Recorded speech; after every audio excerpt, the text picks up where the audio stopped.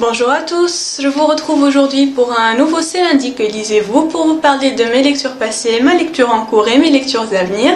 Donc la dernière fois je vous laissais avec Les yeux jaunes des crocodiles de Catherine Pancol qui a été une bonne lecture, une agréable lecture sans pour autant être un coup de cœur. Donc pour la petite histoire, c'est Joséphine qui est mariée et maman de 2 enfants, qui se fait plaquer par son mari du jour au lendemain, il la quitte pour une autre. Et donc elle va devoir se débrouiller pour subvenir aux besoins de sa petite famille. Donc Joséphine est un peu perdue, elle se fait écrasée par sa fille aînée qui est vraiment une adolescente redoutable et à qui on a envie de donner des claques des fois. Mais Joséphine se laisse marcher sur les pieds par elle, donc ça m'a vraiment énervée chez l'héroïne. Je trouve qu'elle ne se fait pas respecter, elle est très niaise. Voilà, donc, on va suivre l'histoire de Joséphine, comment elle va faire pour continuer à vivre sans son mari.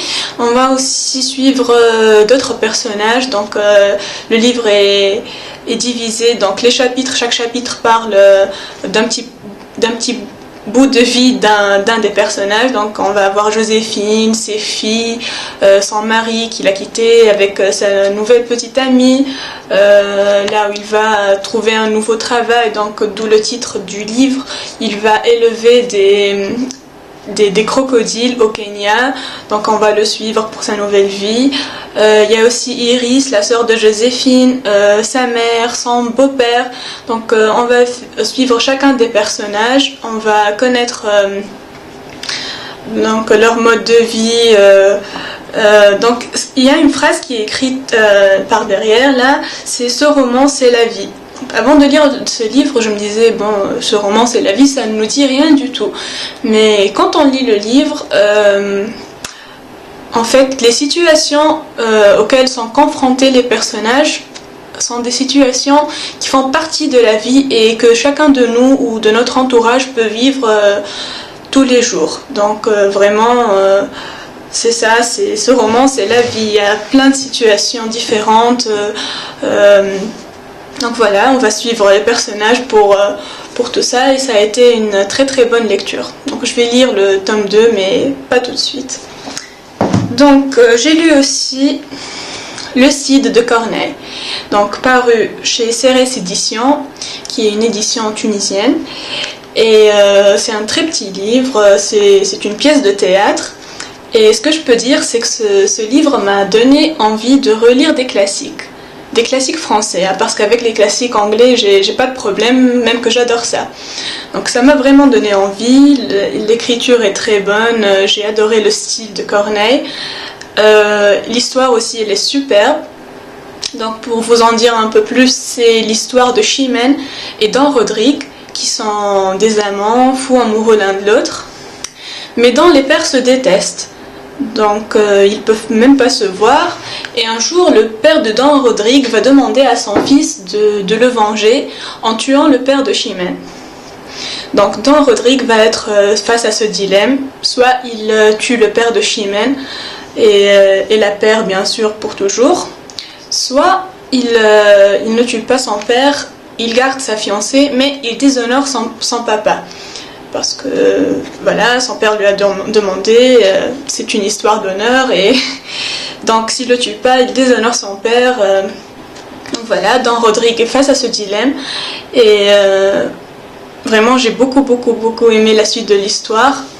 L'amour de Don Rodrigue et Chimène est très très fort. Et vous allez le voir si vous lisez le site. J'ai vraiment beaucoup aimé. J'ai vraiment envie de lire d'autres classiques après avoir lu celui-là. Donc après, j'ai lu en e-book, donc ce qui fait que je ne vais pas vous montrer le livre. J'ai lu le très controversé 50 nuances de Grey de L. James et j'ai adoré. Donc vraiment quand tout le monde parlait de ce livre, je me disais bof, je pense pas que je vais vraiment aimer, mais par curiosité je l'ai lu et j'ai beaucoup aimé. Donc en effet le livre est très addictif comme on le dit, ça se lit très vite, l'histoire est très prenante. Donc pour ceux qui ne le savent pas encore, c'est l'histoire d'Anastasia qui est étudiante en journalisme et qui va interviewer le très grand Christian Grey, un très riche homme d'affaires, très beau, voilà, et qui va être dès le début très attiré par cet homme et lui aussi.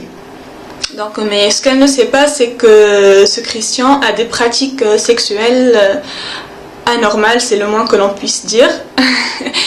Et voilà, donc quand elle va le savoir, va-t-elle accepter ce qu'il lui propose, donc la relation qu'il lui propose, va-t-elle refuser? Donc elle va tester avec lui ce mode de vie qu'il veut.